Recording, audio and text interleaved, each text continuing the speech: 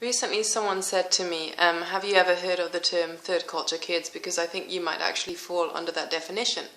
So I actually Googled it yesterday and I was shocked, absolutely shocked at what I found, because I'm a third culture kid and I never realized.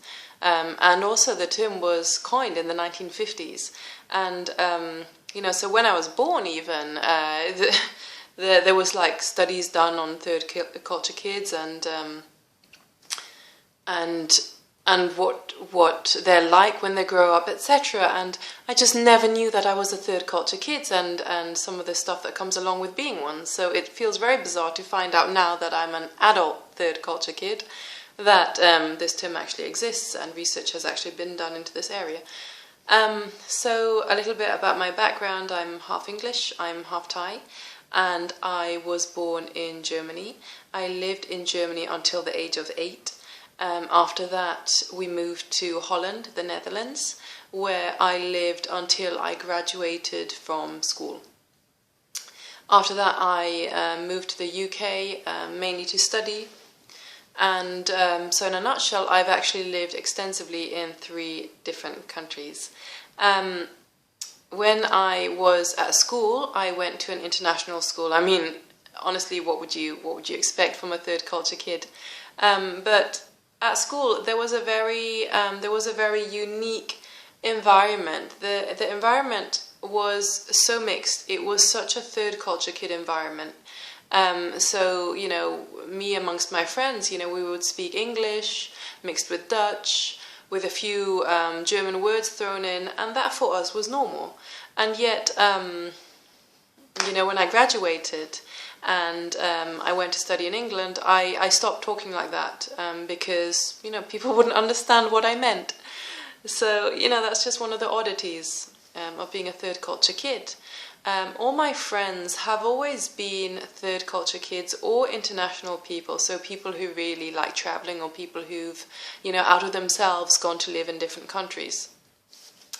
I've always gravitated towards people like that. Now I realize, well, it's because I was a third culture kid.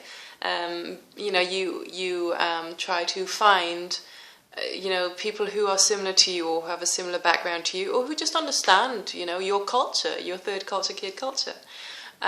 So yeah, I always found it much harder to relate to my peers who were literally from one place, who spoke no other languages except their own. And, those kind of people who are born in a place and they want to live in that place for the rest of their lives. I just found it really difficult to relate to them because that was so foreign to me. When I finished school, when I finished my international school education, I changed universities, I changed degrees.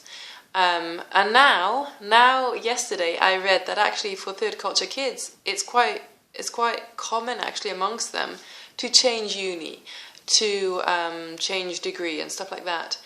And I really wish that at the time someone had told me this, because it would have made life a lot easier, I think, for myself.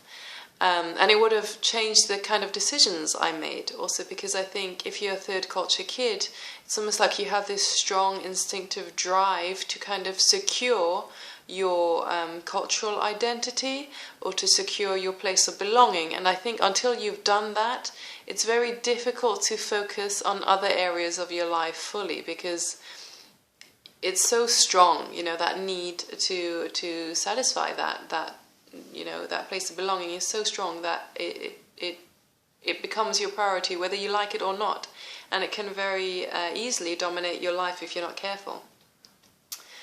In my case, I think that having studied in or having lived in one of my parents' countries, ultimately it has helped a lot against that third culture kid restlessness or rootlessness. It's definitely helped against that. Not against it, but to combat it. I think if I had carried on living in another country or a country that wasn't one of my parents' countries, I think I would be I would still be a real strong adult third culture kid. I mean, I obviously am one, but I think some of the problems or whatever that come with being a third culture kid, I would have a lot more now, I think. I find it really interesting because I wasn't the only one of my peers or friends, third culture kid friends, who changed unis, who changed degrees. Some of my friends also dropped out of uni. I mean, I think it was literally a third culture kid thing, or, you know, like, it really did affect our lives more than we realized. Yeah, and I think for me now, well, as I said, having lived in one of my parents' countries, I think it's helped a lot to kind of stabilize, you know.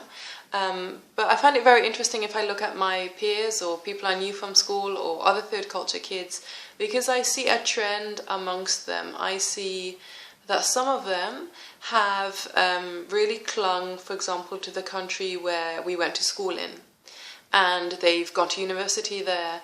They've settled down there, you know, they've really, really focused very hard on making that their home, their cultural identity. Whereas other third culture kids who went to study maybe abroad or whatever, they have focused on maybe countries that their parents are from and on making that their cultural home, you know. So I see these two trends amongst, you know, my third culture kid peers, and I find it really interesting because I think, in a way, we were all trying to do the same thing, in maybe a slightly different way, but it comes down to the same origin. You know, as third culture kids, we need to kind of have a sense of our own culture or our own belonging until we can really focus on other areas of our lives. So I think that's really interesting to see. Yeah. So for me now, I think that I'm not as restless as I was when I was younger, and I think that came as a direct effect from having lived in, you know, one of my parents' countries. But at the same time, if I think of me having to live in one place for the rest of my life, that is a very, very, very long time, and I that feels so unnatural to me, you know, and it's such a commitment that it feels so foreign to me that I think that would be a real struggle. And I think that's a natural thing for third culture kids, isn't it? That we sometimes making real long-term commitments in terms of living in one place can be very, very difficult for us. But anyway, I'd like to hear your comments, your feedback, especially if you yourselves are third culture kids. What's your story? What's your background? What have you noticed? How's it been like for you? Please share in the comments below.